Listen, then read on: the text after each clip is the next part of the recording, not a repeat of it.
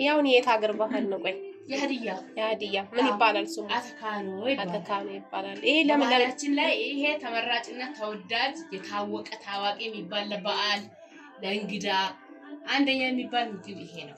ስለዚህ የባህል ምግባችሁ ለእንግዳም ሆነ የሆነ የክብር ነገር ሲኖር ይሄ ነው የምታቀርቡት። ትሰሪያለሽ፣ በዓልም ሲመጣ ትሰሪያለሽ። በበዓል በመስቀል ላይ በጣም የሚፈለግ በመጀመሪያ ደረጃ የሚዘጋጀው ይሄ። እሺ እና ለሙሽራም ይሰራል። ለልጃገረዶች ግርዛትም ይሰራል። እዩት በከምን እሺ አሁን ይሄ ስሙ አተካና ነው። ከምን እንደተሰራ ደግሞ አስረጅልኝ ፕሊዝ።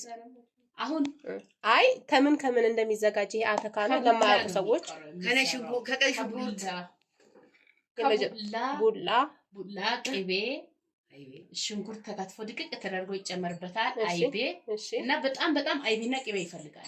እንግዲያው ቅቤውማ ያስታውቃል መቼም እዚህ ጋር አይቶ ማመን ነው። ይዩት ቅቤው እንዴት እንደሚያምር። መጀመሪያ ተጨምሮ ይሰራል።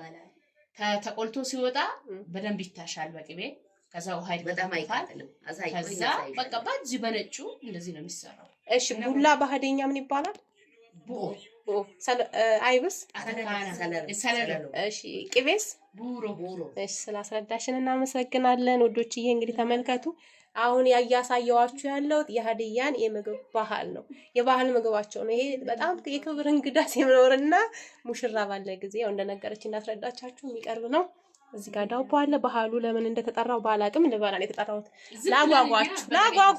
ላጓጓችሁ እንጂ ሀገራችን ባህል ማስታወቅ የለብንም እንዴ?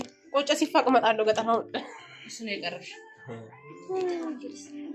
ይሄማ ቀረብን ሲያምር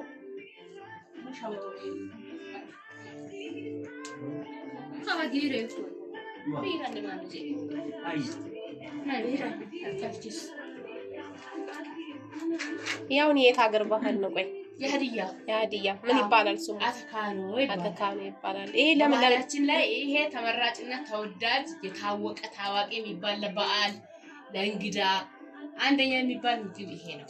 ስለዚህ የባህል ምግባችሁ ለእንግዳም ሆነ የሆነ የክብር ነገር ሲኖር ይሄ ነው የምታቀርቡት።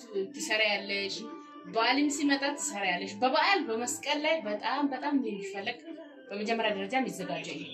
እሺ እና ለሙሽራም ይሰራል። ለልጃገረዶች ግርዛትም ይሰራል። እዩት በከምን እሺ አሁን ይሄ ስሙ አተካና ነው። ከምን እንደተሰራ ደግሞ አስረጅልኝ ፕሊዝ።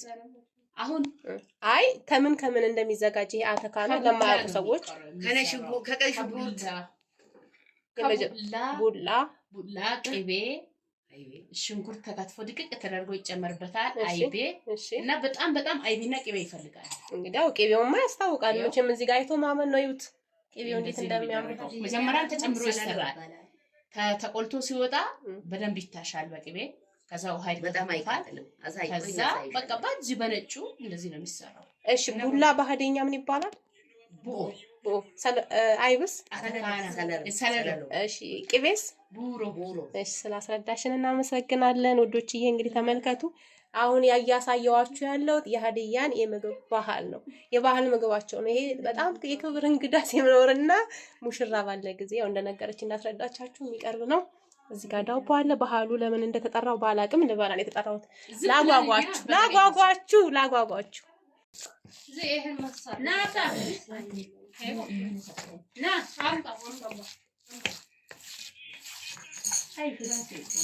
ዩኒክ